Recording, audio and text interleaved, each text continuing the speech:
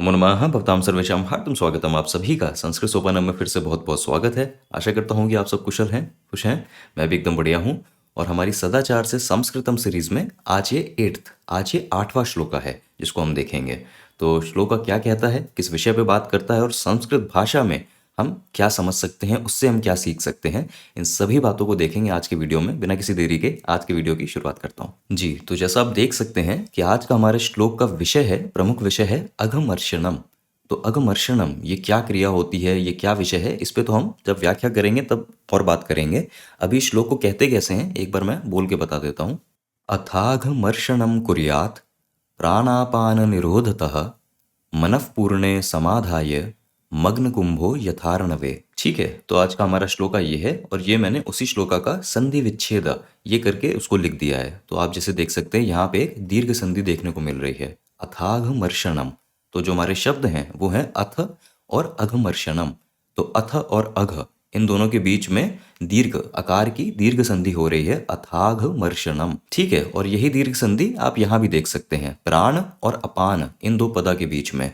तो प्राणापान, प्राण अपान दीर्घ संधि प्राणापान। तो ये तीनों पदा इसी एक समस्त पदा का पार्ट हैं, उसका ही एक हिस्सा है। तो इसीलिए संधि विच्छेद करके इन पदों को अलग करके लिखा है, परंतु इस हाइफन के साथ हम वो एक दूसरे से जुड़े हैं एक समस्त पदा में, उसको दिखाने के लिए वो हाइफन का प्रयोग करा है। ठीक है, और दीर्घ संधि की ही बात कर रहे हैं तो यथा अर्णवे। तो देखिए इन दो पदों के बीच में भी दीर्घ संधि हो रही है, यथार्णवे, यथार्णवे। ठीक है, और एक आखिरी संधि यहाँ पे हो रही है इन दो पदा के बीच में, कुंभ और यथा।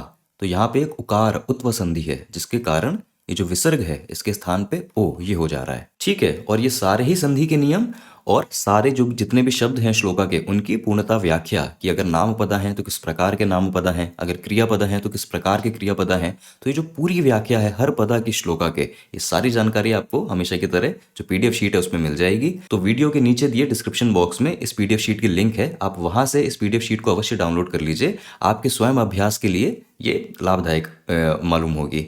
हम अभी आगे बढ़ेंगे, श्लोक की व्याख्या की तरफ चलेंगे। और अपने इस श्लोका की व्याख्या हम सामान्यतः जैसे करते हैं कि किसी एक क्रियापदा से हम श्लोका के व्याख्या का आरंभ करते हैं, तो वैसे ही हम यहाँ भी कर रहे हैं।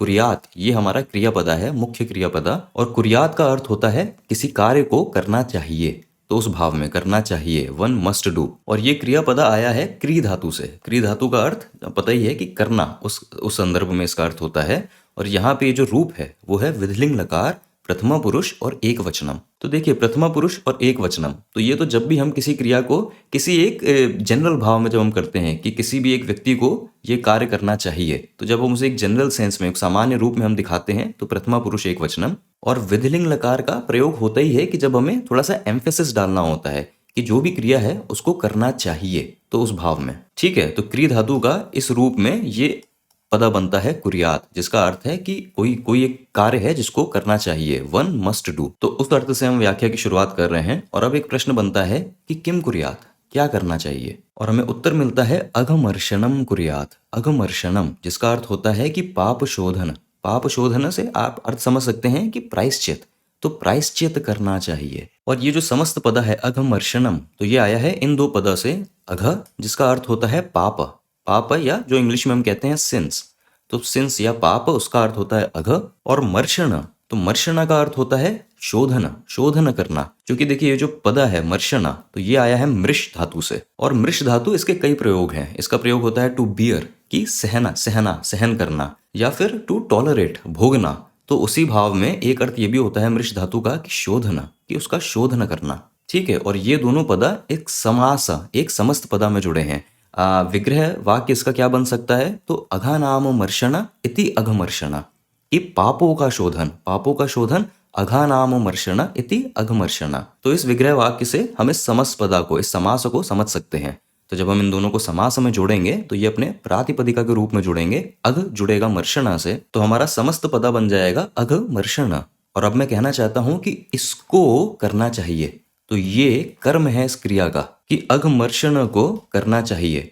तो कर्म है तो हम जानते हैं कि हम किसी विभक्ति का प्रयोग करेंगे, तो हम द्वितीय विभक्ति, हम सेकंड वर्ड केस द्वितीय विभक्ति का प्रयोग करेंगे। तो द्वितीय विभक्ति एक वचनम में अघमर्षण ये बन जाएगा अघमर्षणम। ठीक है, जैसे फल बन जाता है फलम, जैसे कार्य बन जाता है कार्यम, तो उसी भाव में। तो अघमर्षणम कुर्यात। और एक बात यहाँ ध्यान दीजिए कि ये जो अघमर्षण, पापों का शोधन, ये तो हमने जो लिखा है ये इसका लिटरल मीनिंग है, ये इसका शाब्दिक अर्थ है।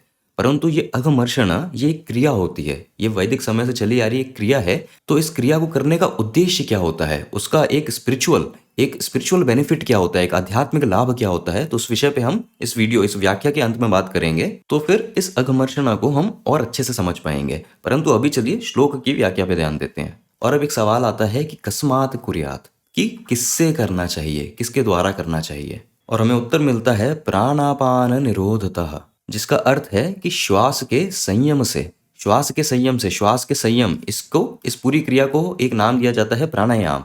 तो प्राणायाम की क्रिया के द्वारा, प्राणायाम की क्रिया से इस क्रिया को करना चाहिए। ठीक है, तो देखिए ये प्राण और प्राणायाम ये सब शब्द हमने सुने हुए हैं। जब हम अपने शास्त्रों को पढ़ें तो हमारे शास्त्रों में जो प्राण है ये 5 तरह के प्राण बताए गए हैं। परंतु उससे पहले प्राण होता क्या है, तो प्राण वो वाइटल फोर्स, वो वाइटल एयर है हमारे शरीर के लिए, जो हमारे शरीर के जो क्रियाएं हैं, जो फिजियोलॉजिकल फंक्शन जिनको हम बोलते हैं, फिजियोलॉजिकल फंक्शंस का अर्थ ही होता है जो शारीरिक क्रियाएं होती हैं, तो उनको वो नियंत्रित करता है। तो जो 5 तरह के प्राण हैं वो अलग अलग शारीरिक क्रियाओं को नियंत्रित करते हैं, जिसमें से पहला जो है वो जो हमारी श्वास लेने की क्रिया है, जो हमारी ब्रीदिंग एक्टिविटी है, कि श्वास अंदर लेना, श्वास बाहर छोड़ना, तो जो हमारी ब्रीदिंग है इस क्रिया को जो नियंत्रित रखता है वो पहला प्राण है, जिसका नाम भी यही होता है प्राण। जो दूसरा है वो होता है अपान। और अपान जो हमारे शरीर की सारी एक्सक्रीटरी क्रियाएं हैं, एक्सक्रीटरी क्रियाएं का अर्थ होता है कि जो भी हमारे शरीर में रासायनिक या जो अलग अलग प्रकार के जो मल, जो गंदगी ये उत्पन्न होती रहती है शारीरिक क्रियाओं की वजह से, तो उनको बाहर निकालना, उनको बाहर निकालने की जो क्रियाएं होती हैं, क्योंकि आप जानते हैं कि त्वचा से भी, स्किन के माध्यम से भी टॉक्सिक वेस्ट जो होता है, जो गंदगी होती है वो बाहर निकलती है। फिर हमारे जो एक्सक्रीटरी फंक्शंस होते हैं तो उनसे भी बाहर निकलती है। तो जितने भी ये टॉक्सिक वेस्ट, गंदगी को हटाने की क्रियाएं हैं, वो जो अपान है वो इसको नियंत्रित करता है। जो तीसरा है व्यान, तो व्यान जितने भी हमारा सर्कुलेशन का काम है, कि जो हमारा ब्लड है, जो हमारा रक्त है, और जो हमारा उसमें घुला हुआ जो ऑक्सीजन है, जो खाने के माध्यम से जो हमें पोषण मिलते हैं, नरिशमेंट जो मिलती है, तो उस रक्त, उस नरिशमेंट को पूरी बॉडी में सर्कुलेट करना, तो पूरी बॉडी में उनका संचार करना, पूरे शरीर में उनका संचार करना, तो वो जो क्रिया है उसको नियंत्रित करता है जो तीसरे प्रकार का प्राण है व्यान, उसका नाम है। जो चौथे प्रकार का प्राण है उसका नाम है उदान। और उदान करता है जितनी भी प्रतिक्रियाएं होती हैं, जितने भी रिएक्शंस होते हैं, प्रतिक्रियाएं होती हैं, जैसे वॉमिटिंग होना, उल्टी होना, या फिर बर्पिंग होना, डकार आना, तो जितनी भी प्रतिक्रियाएं होती हैं उनको नियंत्रित करता है ये चौथे प्रकार का जो प्राण होता है, जिसका नाम है उदान। और जो 5वां प्राण है उसको हम बोलते हैं समान। और समान ये प्राण हमारे भोजन की जो पाचन क्रियाएं होती हैं, कि किसी भी खाने का जो डाइजेशन होता है, जो पाचन होता है, और उसका जो एसिमिलेशन होता है, कि पच के जो वो पूरे शरीर में लाभ देता है, तो इस पूरे प्रोसेस को, कहने का अर्थ है कि भोजन के पाचन से जुड़ी जितनी क्रियाएं हैं उनको नियंत्रित करता है ये जो 5वें प्रकार का प्राण है समान। तो ऐसे 5 प्रकार के प्राण हैं जो हमारे सारे फिजियोलॉजिकल फंक्शंस, हमारे शरीर के सारी भी जितनी क्रियाएं हैं उनको नियंत्रित करता है। और इन्हीं सब प्राणों को, इन्हीं 5 प्रकार के प्राणों को संयमित करना, उनको कंट्रोल में लाना, उस ही योग को हम कहते हैं प्राणायाम। तो प्राणायाम बहुत एक बड़ा टॉपिक है जो बहुत अलग अलग तरीके की क्रियाओं को कवर करता है। यहाँ पे जिस प्राणायाम की बात हो रही है, प्राण अपान निरोधतः, तो यहाँ पे प्राणायाम की एक उस क्रिया की बात हो रही है कि देखिए जब हम सांस अंदर लेते हैं, जब हम सांस भीतर लेते हैं, तो उसको कहते हैं पूरक। पूरक ये आता है पूर धातु से। पूर धातु का अर्थ ही होता है किसी चीज़ को भरना। तो जब हम श्वास भीतर ले रहे हैं तो हम ऐसे शरीर में भर रहे हैं, तो इसलिए उस अंदर लेने, इन्हेलेशन की क्रिया को हम पूरक ये कहते हैं। और जो एक्सहेलेशन की क्रिया होती है उसको हम कहते हैं रेचका, क्योंकि रिच धातु का अर्थ ही होता है किसी स्थान को रिक्त करना। रिच धातु से ही रिक्त ये पदा भी बना है, तो रिच से ही बना है रेचका की एक्सहेलेशन, कि उसको एयर को डिस्पेल करना, उसको हटाना, उसको अपने शरीर से हटाना। ठीक है। और एक तीसरा होता है कुंभका। तो कुंभका का अर्थ होता है कि उसका रिस्ट्रेंट करना, कि उसको रोक के रखना, उसको बांध के रखना। कहने का अर्थ है कि अगर हमने श्वास भीतर ली, हमने पूरका ये क्रिया करी, फिर हम कुंभका अगर कर रहे हैं, तो कहने का अर्थ है हम उस अंदर ली हुई सांस को, उस भीतर ली हुई सांस को रोक के रखे हैं, उसको निकलने नहीं दे रहे हैं, तो हमने सांस अंदर खींची और उसको रोक के रखा। प्राणायाम में ये क्रियाएं बहुत होती हैं, तो उसको कुंभक कहते हैं। और ये फिर एक्सलेशन के साथ भी होती है कि जब हमने श्वास को बाहर छोड़ दिया तो वो जो अभाव, वो जो एक वैक्यूम क्रिएट हुआ है, वो जो एक अभाव क्रिएट हुआ है हमारे अंदर, जो एक रिक्तता क्रिएट हुई है, तो उस रिक्तता को अब हम रोक के रखे हैं, तो उसको कुंभका कहते हैं। यहाँ पे जिस क्रिया की बात हो रही है, प्राण अपान निरोधतः, तो निरोध, निरोध बहुत आम हिंदी शब्द भी है, और निरोध का अर्थ ही होता है रिस्ट्रेंट, कि किसी चीज को बांधना, किसी चीज को रोकना, अवरोध, निरोध।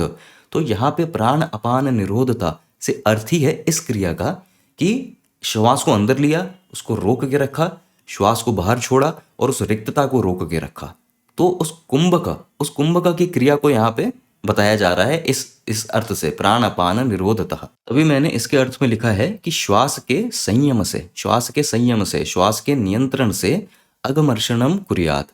अगमर्षणम ये जो क्रिया है इसको करना चाहिए। और देखिए अब एक प्रश्न आ सकता है कि ब्रेथ का रिस्ट्रेंट, कि जो ये कुंभका, इसका जो अभ्यास है, तो इसके अभ्यास से, प्राणायाम की क्रिया से पापों का शोधन, उसका क्या संबंध हो सकता है, कि प्राणायाम और पापों का शोधन, पापों का प्रायश्चित। तो इस विषय पे हम जब अपनी व्याख्या को पूरा कर लेंगे, तब हम अगमर्षणम को जब हम समझेंगे तब हम इस विषय पे भी आएंगे। अभी बस श्लोक की व्याख्या पे ध्यान देते हैं, ठीक है। तो आशा करता हूं कि अभी तक का सब क्लियर है। देखिए एक बात को ध्यान दीजिए, निरोधतः, तो यहाँ पे जो हमारा पदा है तो वो है निरोध, ठीक है। और अब मैं कहना चाहता हूं कि निरोध करने से, तो यहाँ पे जो भाव है वो है निरोध से। और इस प्रयोजना में हम देखते हैं कि हम या तो तृतीया विभक्ति का प्रयोग करते हैं या फिर हम पंचमी विभक्ति का प्रयोग करते हैं, ठीक है। और यहाँ पे ये जो निरोधतः ये दिया है, तो ये पंचमी विभक्ति का ही हम प्रयोग कर रहे हैं, लेकिन थोड़ा अलग तरीके से। क्योंकि देखिए अगर पंचमी विभक्ति का हम प्रयोग करते हैं इस पदा में निरोध, तो हमारा पंचमी विभक्ति में रूप लेता है निरोधात। जैसे हम कहते हैं ना कि बालकात, बालक से, या फिर आचार्यात, आचार्य से, कि आचार्य से ज्ञान को अर्जित किया, तो आचार्य से आचार्यात। तो पंचमी विभक्ति में निरोध ये प्रातिपदिका तो निरोधात ये रूप लेता। परंतु इसी रूप को दिखाने के लिए संस्कृत में एक और तरीका होता है कि हम पदा के साथ ये जो तह, इसको हम जोड़ दें, ठीक है। जैसा आप यहाँ देख रहे हैं निरोध तह, तो निरोधतः ये वही मीनिंग देता है, ये वही भाव देता है जो पंचमी विभक्ति भाव देता है निरोधात, ठीक है। तो इसी चीज को मैं यहाँ पे बताना चाहता हूँ। ये जो था ये आता कहाँ से है, तो ये एक प्रत्यय है, क्योंकि हम जानते हैं कि अगर हम कुछ बदलाव कर रहे हैं तो प्रातिपदिक में कर रहे हैं या धातु में कर रहे हैं, जब भी कोई हम बदलाव कर रहे हैं, मॉडिफिकेशन कर रहे हैं, तो किसी ना किसी प्रत्यय की मदद से कर रहे होंगे। परंतु ये कौन सा प्रत्यय है, इससे ज्यादा आवश्यक ये जानना है कि इस प्रत्यय का प्रयोग किस किस उद्देश्य से होता है, किस प्रयोजना में होता है, और वो मैंने आपको बताया। तो इसी का अगर एक और उदाहरण देखें तो मान लीजिए एक वाक्य है कि वह गांव से आया, तो हम संस्कृत में कैसे लिख देंगे कि सह ग्रामात आगच्छति, कि सह वह ग्रामात, गांव से, ग्राम से, तो ग्रामात आगच्छति आया। तो इसी को हम ऐसे भी लिख सकते हैं कि सह ग्रामतः आगच्छति, तो जो ग्रामात है उसी की जगह हम यूज कर सकते हैं ग्रामतः, ठीक है। और वही चीज हम यहाँ देख रहे हैं कि निरोधात ये ना प्रयोग करके हम कर रहे हैं निरोधतः, परंतु अर्थ वही है कि निरोध से, पंचमी विभक्ति का भाव, ठीक है। तो बस इस चीज को मैं आपको बताना चाहता था, ठीक है। तो आशा करता हूं कि यहाँ तक का एकदम क्लियर हो गया। अभी आगे बढ़ते हैं। और अब आदि शंकराचार्य कह रहे हैं कि ये क्रिया तो हमें करनी है, परंतु उससे पहले कुछ आवश्यक तैयारियां भी करनी है। तभी मैं पूछ रहा हूं कि किम कृत्वा, कि क्या करके ये जो क्रिया आदि शंकराचार्य ने बताई है उसको करना है। तो उसके लिए आदि शंकराचार्य कह रहे हैं कि समाधाय, और समाधाय से अर्थ है पूर्णता स्थापित करके। और देखिए जो रूप है समाधाय, ये एक कृदंत है, कि धातु से कोई प्रत्यय जुड़ा तो ये कृदंता बन गया। और ये किस धातु से आया है, तो ये धा धातु से आया है। धा धातु का अर्थ ही होता है धारण करना, उस भाव में। तो टू बियर, टू सपोर्ट, उस भाव में प्रयोग होता है। इस श्लोका के संदर्भ में यहाँ अर्थ है स्थापित करना, उस भाव में, ठीक है। तो जो हम इंग्लिश में कह देते हैं ना कि टू प्लेस, तो स्थापित करना उस भाव में प्रयोग हो रहा है इस धातु का। और यहाँ पे मैं अर्थ देना चाहता हूँ कि स्थापित करके। तो जब हम क्रिया को करके इस भाव में हम जब बोलना चाहते हैं धातु को, तो हम जानते हैं कि हमारे पास दो प्रत्यय हैं, त्वा और ल्यप। परंतु यहाँ पे क्योंकि हमारे पास धातु के साथ दो उपसर्ग जुड़े हैं, सम और आ, तो जब उपसर्ग होते हैं तो हम ल्यप प्रत्यय इसका प्रयोग करते हैं। तो धा धातु को ल्यप प्रत्यय से जब हम परिवर्तित करेंगे तो इस पूरे उपसर्गा, इस पूरे के साथ बनेगा समाधाय, ल्यप का या जुड़ जाता है, तो समाधाय, जिसका अर्थ हो जाएगा कि पूर्णता स्थापित करके। ये जो सम, ये जो उपसर्गा होता है सम, तो ये उस पूर्णता के भाव को दर्शाता है, तो पूर्णता स्थापित करके, ठीक है। तो आशा करता हूं कि कृदंत क्लियर हो गया। परंतु अब एक प्रश्न आएगा कि किम समाधाय, कि क्या, किसको स्थापित करके, और हमें उत्तर मिलता है मनः समाधाय। मनः इसका अर्थ है कि मन को, तो मन को पूर्णतः स्थापित करके, ठीक है। और ये मनः, तो ये तो हम कई बार पहले भी देख चुके हैं कि ये इस प्रातिपदिका से आया है, मनस प्रातिपदिका से। और मनस ये एक नपुंसक लिंग सकारांत प्रातिपदिका है। और यहाँ पे जो मनः ये शब्द रूप है, तो ये तो हमें दोनों ही विभक्ति में देखने को मिलता है। प्रथमा विभक्ति एक वचनम में भी मनः और द्वितीय विभक्ति एक वचनम में भी मनः। परंतु यहाँ ये कौन सी विभक्ति में है? तो यहाँ पे ये द्वितीय विभक्ति में, सेकंड वर्ड केस में। क्यों? क्योंकि मन को स्थापित करके, तो पूर्णता स्थापित करके ये जो क्रिया है, इसका ये ऑब्जेक्ट है, इसका ये कर्म है, ये कर्म का भाव दे रहा है कि इस मन को स्थापित करके। तो यहाँ पे ये द्वितीय विभक्ति एक वचनम उस वाले रूप में है, ठीक है। तो आशा करता हूं कि मनः समाधाय ये अभी पूर्णतः क्लियर हो गया।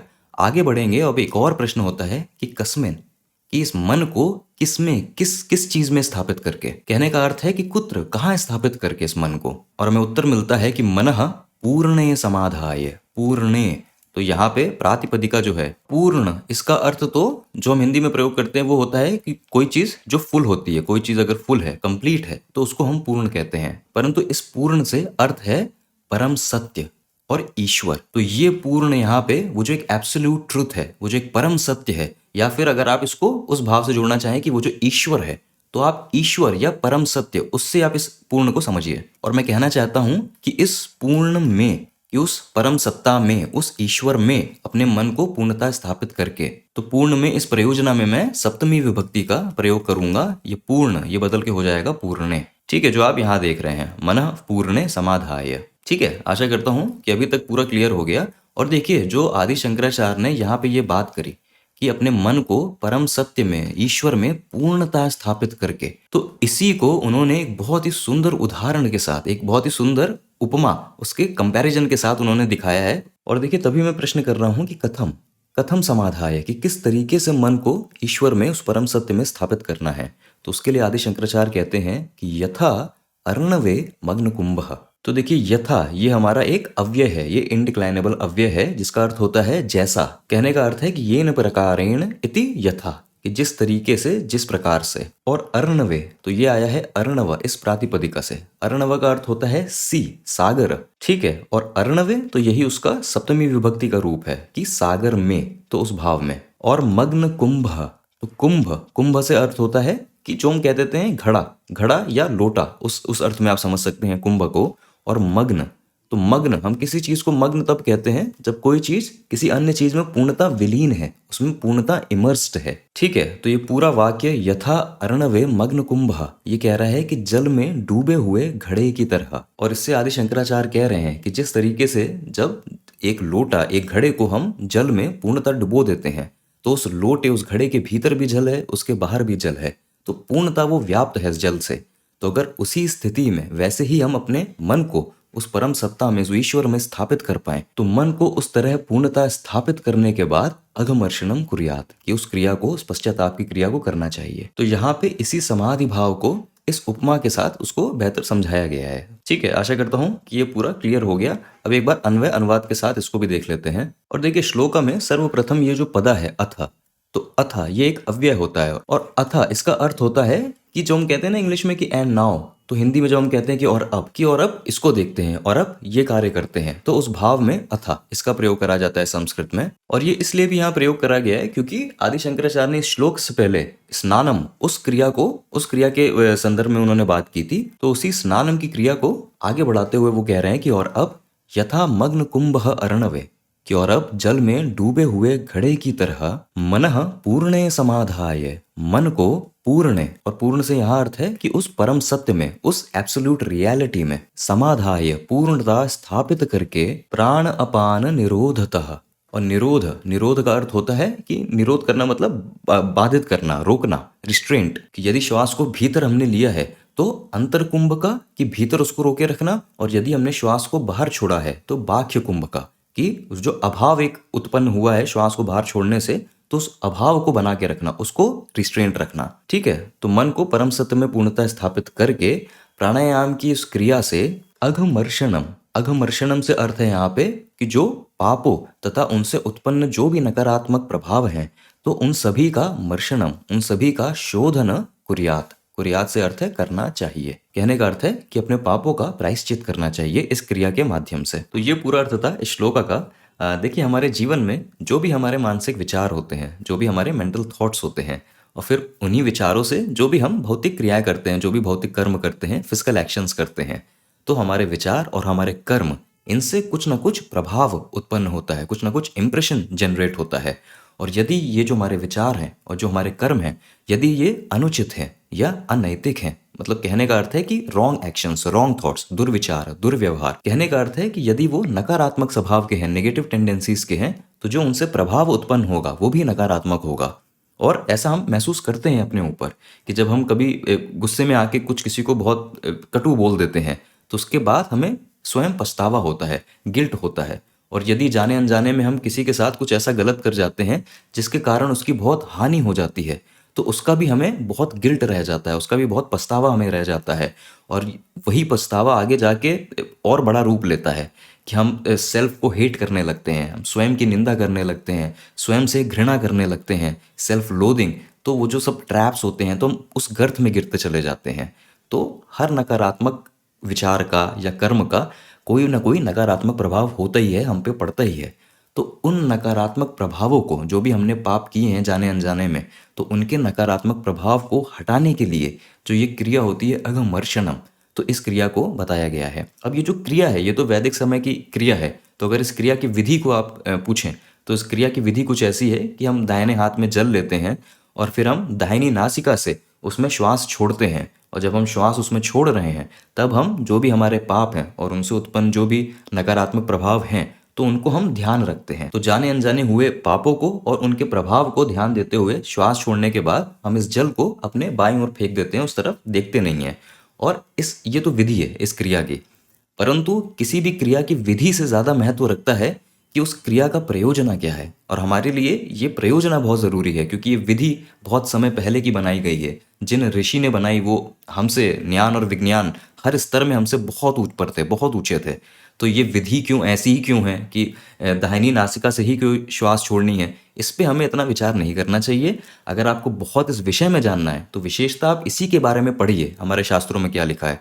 परंतु हमारे लिए विधि से ज़्यादा महत्व रखता है उसके पीछे का प्रयोजना। और इस क्रिया को करने का प्रयोजना बस इतना ही होता था कि यदि आप कभी एकांत में बैठ के जो भी आपसे जाने अनजाने में पाप हो गए हैं, और उन पापों से जो भी नकारात्मक प्रभाव आप पे पड़ा है, फिर वो आपके अंदर का खेद हो, आपके अंदर का पछतावा हो, आपकी जो स्वयं घृणा है, स्वयं निंदा है, कोई भी नकारात्मक प्रभाव हो, अगर उस पर आप विचार करेंगे और उसको आप ध्यान देंगे, और उसके बाद इस क्रिया को आप करें ना करें, लेकिन आप एक ये विचार ले लेंगे, ये प्रण ले लेंगे कि उस क्रिया को कभी दोहराना नहीं है, वैसे दुर्व्यवहारों को, वैसे दुर्विचारों को कभी दोहराना नहीं है। तो बस यही मुख्य प्रयोजना है इस क्रिया का। क्योंकि अघमर्षणम ये कोई लाइसेंस नहीं है, ऐसा नहीं है कि ये आपको एक छूट दे रहा है कि आप जाके बाहर पाप करो और कुछ बुरा सोचो, बुरा करो, और फिर आके ये क्रिया कर लो और आप बच जाओगे। ये कोई लाइसेंस नहीं है, क्योंकि प्रतिदिन जाने अनजाने में कुछ ना कुछ त्रुटि हो जाती है हमसे। तो इन सब क्रियाओं को अपने दिनचर्या में लाने का पूरा प्रयोजन ही ये था कि यदि आप सवेरे प्रातः उठ के भोर के समय, या यदि आपकी जो सांझ की साधना होती है, जो आपकी शाम की प्रेयर होती है, इवनिंग प्रेयर, उसके समय यदि आप इस क्रिया के माध्यम से अपने दुर्व्यवहारों, अपने दुर्विचारों पे थोड़ा ध्यान दे देंगे, और अपने ऊपर जो उसके नकारात्मक प्रभाव हुए हैं उस पर भी ध्यान दे देंगे, तो आप उन प्रभावों को भी हटा देंगे। आप अपने पापों को भी ध्यान करके ये कह देंगे कि अब मैं इनको आगे दोहराऊंगा नहीं। तो उसके ये लाभ होते थे कि गलती आप वापस से करेंगे भी नहीं, और अपने ऊपर उनके प्रभावों को हावी भी नहीं होने देंगे। ऐसा भी नहीं है कि अगर जाने अनजाने कुछ गलती हो भी गई, तो अब अपने आप को आप कभी क्षमा ही नहीं करेंगे, कभी उस गर्त से बाहर ही नहीं निकलेंगे। तो इन दोनों को ही हटाने के लिए तभी कहा गया था मर्शनम, शोधन, कि पूर्णतः शोधन करना है हमें इस क्रिया के माध्यम से। और इसीलिए आदि शंकराचार्य फिर आगे कहते हैं कि जैसे जल में, सागर के जल में जो पूर्णतः घड़ा डूबा हुआ है, तो वैसे ही हमें इस क्रिया के करते समय अपने मन को उस परम सत्य में स्थापित रखना है, या उस ईश्वर में स्थापित रखना है, कि मन भी हमारा शुद्ध हो, और उसके ध्यान से जो भी हमने पाप करे हैं, जो भी प्रभाव हुए हैं, वो भी सब हट जाएं, वो भी सब हट जाएं, और हम एक नई शुरुआत, एक नया आरंभ कर पाएं अपने जीवन में। तो ये पूरा महत्व था इस क्रिया का, इस अघमर्षणम क्रिया का। तो आशा करता हूँ कि थोड़ा सा आपको क्लियर हुआ। अब ये क्रिया कैसे होती थी, उसकी पूर्णतः विधि क्या है, तो इसके बारे में आप अपने समय में इसके बारे में और पढ़ सकते हैं और जान सकते हैं। आशा करता हूँ कि जो संस्कृत के व्याकरण के दृष्टि से जो भी चीज़ें थी वो सारी भी क्लियर हो गई। पीडीएफ शीट को आप लिंक में डिस्क्रिप्शन बॉक्स में जो लिंक है वहाँ से डाउनलोड कर लीजिएगा और अवश्य उसका अभ्यास करिएगा, जिससे ये सारी व्याकरण की जितने भी टॉपिक्स हैं ये सब आपके और मजबूत हों और एकदम पक्के हो जाए, उन पर पकड़ मजबूत हो जाए। तो अब मैं आपसे अगले वीडियो में एक नए श्लोका के साथ मिलूंगा। अभी विदा लेता हूँ। वयं पुनः मिलामः।